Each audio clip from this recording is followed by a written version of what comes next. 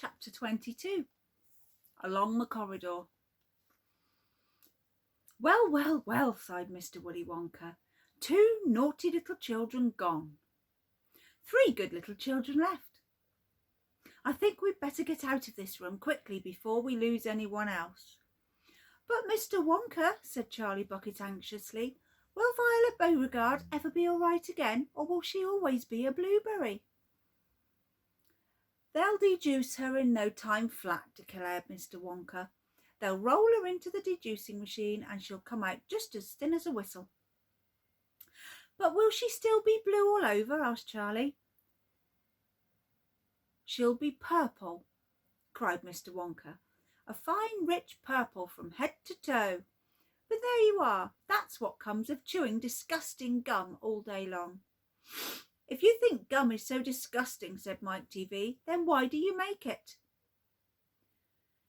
I do wish you wouldn't mumble, said Mr. Wonka. I can't hear a word you're saying. Come on, off we go. Hurry up, follow me. We're going into the corridors again. And so saying, Mr. Wonka scuttled across to the far end of the inventing room and went out through a small secret door hidden in a lot of pipes and stoves. The 3 remaining children, Veruca, Mike and Charlie, together with the 5 remaining grown-ups, followed after him. Charlie Bucket saw that they were now back in one of those long pink corridors with many other pink corridors leading off of it. Mr. Wonka was rushing along in front, turning left and right, and Grandpa Joe was saying, "Keep a good hold of my hand, Charlie. It would be terrible to get lost in here." Mr. Wonka was saying, "No time for any more messing about." There you go, look. There's Wonka and Charlie and Grandpa Joe going down the corridors. We'll never get anywhere at the rate we're going. And on he rushed down the endless pink corridors with his black top hat perched on the top of his head and his plum-covered violet coat-tails flying out behind him like a flag in the wind. They passed a door in the wall. "No time to go in there," shouted Mr. Wonka. "Press on, press on." They passed another door, then another and another. There were doors every 20 paces or so along the corridor now. They all had something written on them, and strange clanking noises were coming from several of them, and delicious smells came wafting through the keyholes. Sometimes little jets of coloured steam shot out of the cracks underneath the doors. Grandpa Joe and Charlie were half running and half walking to keep up with Mr. Wonka, but they were able to read what it said quite a few of the doors as they hurried by. "Eatable marshmallow pillows," it said on one door. "Marshmallow pillows are terrific," shouted Mr. Wonka as he dashed by. "They'll be all the rage when I get them in the shops. No time to go in, though, no time." "Lickable wallpaper for nurseries," it said on the next door. "Lovely stuff, lickable wallpaper," cried Mr. Wonka, rushing past. "It has pictures of fruit on it. Bananas, apples, oranges, grapes, pineapples, strawberries and snosberries." "Snosberries," said Mr. TV. "Don't interrupt," said Mr. Wonka. "The wallpaper has pictures of all these fruits painted on it, and when you lick the picture of a banana, it tastes of a banana. When you lick the picture of a strawberry, it tastes of strawberry. And when you lick a snosberry, it tastes exactly like a snosberry." "But what does a snosberry taste like?" "You're mumbling again," said Mr. Wonka. "Speak louder next time. On we go. Hurry up." "Hot ice cream for cold days," it said on the next door. "Extremely useful in the winter," said Mr. Wonka, rushing on. "Hot ice cream warms you up no end in freezing weather. I also make hot ice cubes for putting in hot drinks. Cows that give hot chocolate milk," it said on the next door. "Ah, my pretty little cows," cried Mr. Wonka. "How I love those cows." "But why can't we see them?" asked Veruca Salt. "Why do we have to go rushing on past all these lovely rooms?" "We shall stop in time," called out Mr. Wonka. "Don't be so impatient." fizzy lifting drinks, it said on the next door. Oh, those are fabulous, cried Mr. Wonka. They fill you with bubbles, and the bubbles are full of a special kind of gas.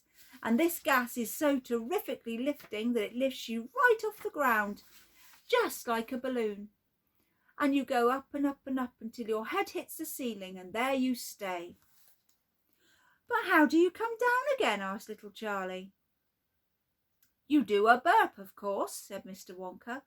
You do a great, big, long, rude burp, and up comes the gas and down comes you. You don't drink it outdoors. There's no knowing how high you'll go if you carried it off like that. I gave some to an old Oompa Loompa once in the yard, and he went up and disappeared out of sight. It was very sad. I never saw him again. He should have burped, Charlie said. Of course he should have burped, said Mr. Wonka. I stood there shouting, Burp, you silly ass, burp, or you'll never come down again. But he didn't, or couldn't, or wouldn't. I don't know which. Maybe he was too polite. He must be on the moon by now. On the next door it said, Square sweets that look round. Wait, cried Mr. Wonka, skidding suddenly to a halt. I am very proud of my square sweets that look round. Let's take a peek.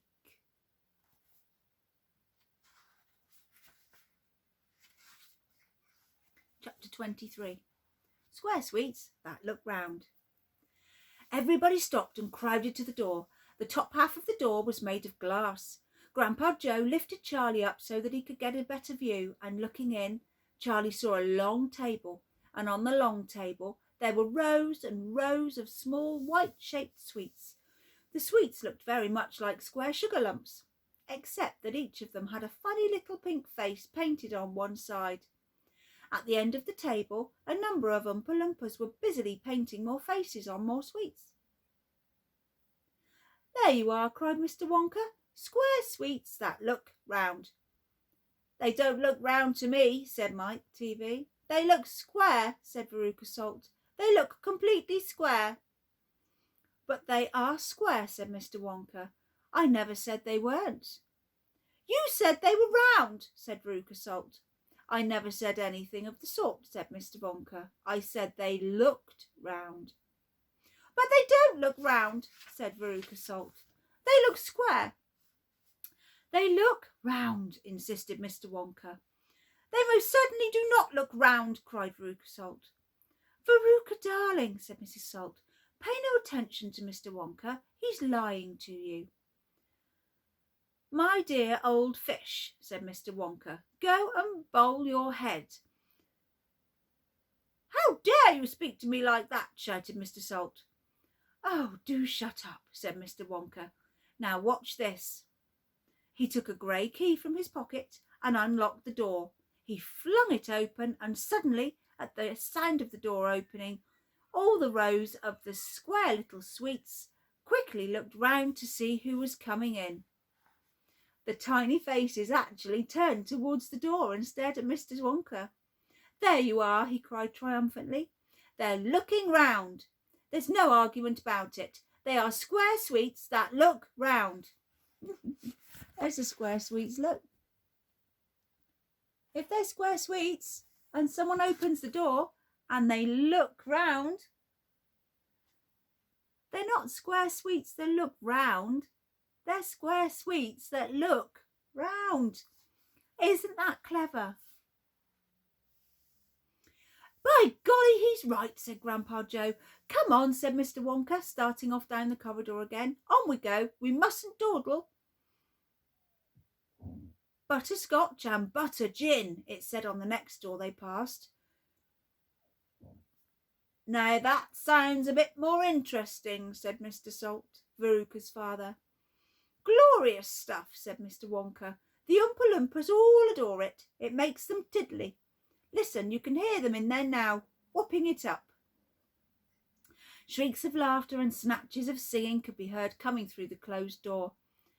They're drunk as lords, said Mr. Wonka. They're drinking butterscotch and soda. They like that best of all. but a gin and tonic is also very popular. Follow me, please. We really mustn't keep stopping like this. He turned left.